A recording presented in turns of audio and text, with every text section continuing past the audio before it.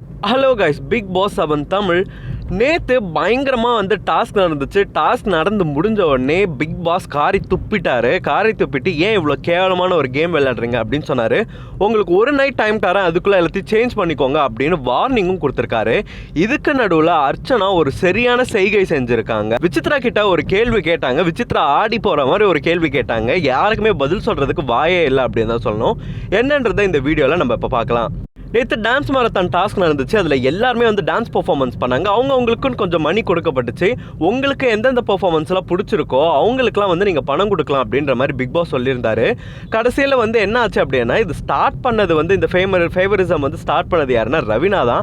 ரவினா என்ன பண்ணாங்கன்னா, மணிக்கு தூக்கி மொத்தத்தையும் கொடுத்துட்டாங்க. அவங்க கையில் இருந்து எவ்வளோ பணமோ அதை மொத்தத்தையும் கொடுத்துட்டாங்க.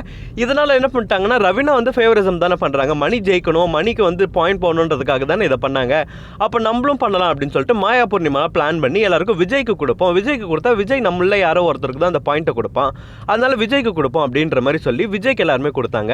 இதை பார்த்து பிக் பாஸ் வந்து செம்ம கடுப்பாயிட்டாரு. ஏன்னா எல்லாருமே 0 அவங்களோட நேம் போர்டில் எவ்வளோ பணம் வச்சிருக்கீங்க அப்படின்னும் போது 0ன்னு போட்டிருந்தாங்க. அதுக்கு தான் பிக் பாஸ் கேட்டார், நீங்கள் எல்லாம் விளையாடுனீங்களா, உங்களுக்குன்னு ஒரு பணம் வந்துச்சுல, அந்த பணம்லாம் எங்கே அப்படின்னு கேட்டு, நீங்கள் இவ்வளோ கேவலமாக விளையாடுவீங்கன்னு நான் நினைக்கல, உங்கள் மேலே நான் அவ்வளோ ட்ரஸ்ட் வச்சிருந்தேன், ஆனால் இவ்வளோ டிசப்பாயின்ட் பண்ணிட்டீங்க அப்படின்ற மாதிரி சொன்னார். உடனே உங்களுக்கு ஒரு நைட் டைம் தரேன், நீங்கள் எல்லாத்தையுமே சேஞ்ச் பண்ணிக்கோங்க, உங்களுக்கு எவ்வளோ பாயிண்ட்ஸ் இருந்துச்சோ, நீங்கள் யார் எவ்வளோ பெர்ஃபார்மன்ஸ்க்கு வாங்கினீங்களோ அதை எல்லாத்தையுமே வந்து திரும்ப கரெக்ட் பண்ணிக்கோங்க அப்படின்ற மாதிரி பிக் பாஸ் சொன்னார். அதுக்கப்புறம் நைட்டு ஒரு பெரிய டிஸ்கஷனே போச்சு, யார் என்ன பண்ணா யார் தப்பு அப்படின்னு சொல்லிட்டு. அப்போது ரவினாவை வச்சு வெளுத்து வாங்கிட்டாங்க, வறுத்துட்டாங்கன்னு தான் சொல்லணும். ஃபர்ஸ்டே வந்து என்ன கேட்டாங்கன்னா, நிக்சன் வந்து கேட்டார், ரவினா பண்ணது தப்பு தானே, ரவினா எதுக்கு மொத்த பணத்தையும் எடுத்து கொடுத்தாங்க அப்படின்னு சொன்னதுக்கு ரவினா ரொம்ப ஜீனியஸாக என்ன பதில் சொன்னாங்கன்னா, அது என்னோட விஷயம், நான் யாருக்கு வேணால் அந்த பணத்தை கொடுக்கலாம் அப்படின்ற மாதிரி அவங்க சொன்னாங்க.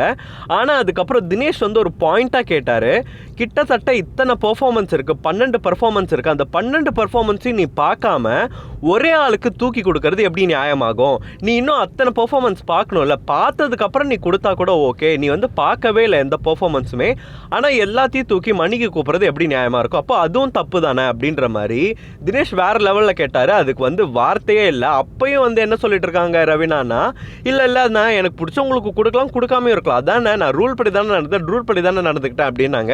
என்ன சொன்னாலுமே அப்போ கூட பூர்ணிமா என்ன சொன்னாங்கன்னா, நீ வந்து நான் உங்ககிட்ட கேட்டல, ஏன் மொத்த பணமும் மணிக்கிட்ட கொடுத்துன்னு சொன்னப்போ நீ என்ன சொன்ன, இந்த மாதிரி வந்து நான் இப்போதைக்கு சும்மா கொடுத்துருக்கேன், திரும்ப வாங்குவேன்னு சொன்னல அப்படின்னால, ஏன் இப்போ நீ வாங்கலை அப்படின்னு கேட்டதுக்கு, நான் உங்ககிட்ட சும்மா சொன்னேன், உங்ககிட்ட நான் உண்மையாக சொல்லணும்னு எனக்கு ஒன்றும் அவசியம் இல்லையே, நான் எனக்கு விருப்பப்பட்டவங்களுக்கு கொடுத்துட்டு அவ்வளோதான் அப்படின்னாங்க. இதை தான் ஃபேவரிசம்னு சொன்னார். உங்களுக்கு புரியலையா அப்படின்ற மாதிரி எல்லாரும் சொன்னாங்க. அப்புறம் நிக்சன் ஒரு ஐடியா கொடுத்தாரு. என்ன அப்படின்னா, நீங்கள் எல்லாரோட பெர்ஃபார்மன்ஸையும் பார்த்தீங்களா, அந்த பெர்ஃபார்மன்ஸ் அடிப்படையில் இப்போது அவங்களுக்கு பணத்தை கொடுங்க அப்படின்ற மாதிரி நிக்சன் சொன்னார். நிக்சன் சொன்ன உடனே எல்லாரும் ஓகே சொல்லி அவங்களோட பணத்தை திரும்ப ரிட்டர்ன் வாங்கிட்டு திரும்ப எல்லாருமே வந்து ஒருத்தரோட பெர்ஃபார்மன்ஸ்க்கு வந்து பணம் கொடுக்குற அப்படின்னு ஒத்துக்கிட்டாங்க. விசித்ரா அப்போ என்ன சொன்னாங்கன்னா, ஏங்க ஒரு டான்ஸ் ஆடி அந்த ஒரு ஜோஷில் தாங்க எல்லாரும் பணத்தை எடுத்து கொடுப்பாங்க, இப்போ எப்படிங்க எடுத்து கொடுப்பாங்க, நான் அப்புறம் வாங்கின பாயிண்ட்ஸ் எல்லாமே இல்லாமல் போயிடுச்சு, நான் என்ன பண்ணுறது அப்படின்ற மாதிரி விசித்ரா சொன்னாங்க. இல்லை இதை எப்படி சரி பண்ணவே முடியாது. அர்ச்சனா அதுக்கு என்ன சொன்னாங்கன்னா, நோய் பரவிடுச்சு, எல்லாருக்கும் தடுப்பூசி போட்டு தான் ஆகணும், அதுக்கு யாரும் என்ன பண்ண முடியும் மேம் அப்படின்னு சொன்னாங்க. சரி ஓகே அப்படின்னு சொல்லிட்டு கடைசியில் எல்லாருமே பிரித்து முடிச்சதுக்கப்புறம் யார் ஃபர்ஸ்ட் வந்தா அப்படின்னா, மணி வந்து ஃபர்ஸ்ட்டு வந்தார், செகண்ட் வந்து நிக்சன் வந்தார், அதுக்கப்புறம் விசித்ரா வந்தாங்க, அதுக்கப்புறம் ஒருத்தராக வந்தாங்க, கடைசியாக வந்தது மாயாவுக்கு முன்னாடி விஷ்ணு அப்படின்ற மாதிரி வந்தாங்க. ஏன்னா மாயா ஒழுங்காக பெர்ஃபார்ம் பண்ணல அப்படின்றதுனால. இதெல்லாம் போயிட்டு இருக்கும் போதே அர்ச்சனா வந்து என்ன பண்ணாங்க அப்படின்னா, நைட் எல்லாம் படுத்துட்டு இருக்கும்போது ஒரு கொஷின் கேட்டாங்க. என்ன கேட்டாங்கன்னா, எனக்கு வந்து ரொம்ப கம்மியாக வந்திருக்கு, எனக்கு வந்து 3100 என்னமோ தான் வந்திருக்கு, அது எப்படி 3100 தான் வரும், எனக்கு நான் எவ்வளோ நல்ல பெர்ஃபார்மன்ஸ் பண்ணேன், நான் எவ்வளோ அந்த கேரக்டருக்காக உயிர் கொடுத்தேன், எவ்வளோ நல்லா பண்ணேன் அப்படின்ற மாதிரி சொன்னாங்க. ஆக்சுவலி அர்ச்சனா தான் பிரித்து மேய்ஞ்சிட்டாங்கன்னு சொல்லணும். அந்த அளவுக்கு கேரக்டர் வந்து அவ்வளோ சூப்பராக பண்ணாங்க, டான்ஸும் சூப்பராக ஆடினாங்க, வேறு லெவலில் இருந்துச்சு. விசித்ரா கிட்ட கேட்டுட்டு இருந்தாங்க. அப்போ உடனே ரவினா என்ன சொல்லியிருந்தாங்கன்னா, இல்லை இது டான்ஸுக்கு மட்டும் தான், ஆக்டிங்க்கு கிடையாது, நீங்கள் கேரக்டர் எப்படி வேணால் ப்ளே பண்ணலாம், ஆனால் அதுக்கு வந்து காசு கிடையாது, டான்ஸுக்கு தான் அப்படின்னாங்க. உடனே இல்லைண்ணா அது எப்படி டான்ஸுக்காக இருக்கும், அப்புறம் எதுக்கு இந்த கேரக்டர் கொடுத்தாங்க, கேரக்டர் தானே காலையிலேருந்து இருக்கணும்னு சொன்னாங்க, அந்த கேரக்டருக்கு ஏற்ற டான்ஸ் தானே அது அப்படின்ற மாதிரி சொன்னாங்க. விசித்ராக்கு வந்து எதுவும் சொல்ல முடியல. ஆமாம் நீ சொல்கிறது கரெக்டு தான், பட் நாளைக்கு வந்து உனக்கு பெஸ்ட் பர்ஃபார்மன்ஸ் கொடுப்பாங்க, கண்டிப்பாக கொடுக்காம இருக்க மாட்டாங்க அப்படின்ற மாதிரி சொன்னாங்க. அடுத்தது மணியை கூப்பிட்டு இந்த மாதிரி சொன்னாங்க. ஆமாம் நீங்கள் சொல்கிறதும் கரெக்டு தான், பட் இப்போதைக்கு டான்ஸுக்காக இருக்கும், மேபி நாளைக்கு வந்து உங்களுக்கு அப்ரிசியேஷன் கிடைக்கும் அப்படின்ற மாதிரி மணி சொன்னார்.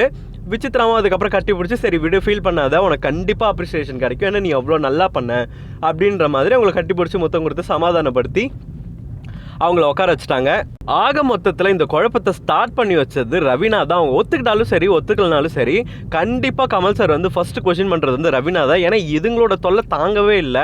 லவ் பண்ணுறேன்னா வெளியில் போய் லவ் பண்ண வேண்டியதான், நான் அதை விட்டுட்டு இங்கே வந்துக்கிட்டு நான் எதை கொடுக்குறேன் அதை கொடுக்குறேன்னு சொல்லி சரியான நச்சு பண்ணிட்டு இருக்காங்க. கேம்னா கேமாக விளையாடணும். மணி வந்து அதில் ரொம்ப தெளிவாகவே இருக்கார், கேமாக விளையாடு அப்படின்னு சொல்லிட்டு, எந்த ஃபேவரிசம் வேணாம் அப்படின்னு சொல்லி. அதுவும் இல்லாமல் கேப்டனாக வேறு இருக்கார். ஆனால் ரவீனா வந்து அடங்கவே மாட்டுறாங்க அப்படின்னு தான் சொல்லணும். இதெல்லாமே ஸ்டார்ட் பண்ணது கண்டிப்பாக ரவீனா தான். ரவீனா இப்படி பண்ணுறாங்க, நம்ம எல்லாருமே இப்படி பண்ணுவோம்னு சொல்லி தான் எல்லாருமே ஸ்டார்ட் பண்ணாங்க. இதே தான் வந்து பிக் பாஸ் சொன்னார், யாரோ ஒருத்தர் ஸ்டார்ட் பண்ணி வச்சிங்க, அதுக்கப்புறம் இது எல்லாமே இப்படி மாறி போச்சு அப்படின்ற மாதிரி தான் பிக் பாஸும் சொல்லியிருந்தாரு. அது ரவீனாவை தான் சொல்லியிருந்தாருன்னு ரவீனாவுக்கு கண்டிப்பாக தெரியும். அர்ச்சனோட ஆக்டிங்கை பற்றி நீங்கள் என்ன நினைக்கிறீங்க? ரவீனா பண்ண இந்த கேவலமான வேலையை பற்றி நீங்கள் என்ன நினைக்கிறீங்க? அப்படின்ட்டு இருந்தெல்லாம் கமெண்ட் பாக்ஸில் போடுங்க. இந்த மாதிரி பிக் பாஸ் அப்டேட்டை தெரிஞ்சுக்கணுன்னா ஸ்க்ரீன் டாக்கி சேனலுக்கு சப்ஸ்கிரைப் பண்ணுங்கள்.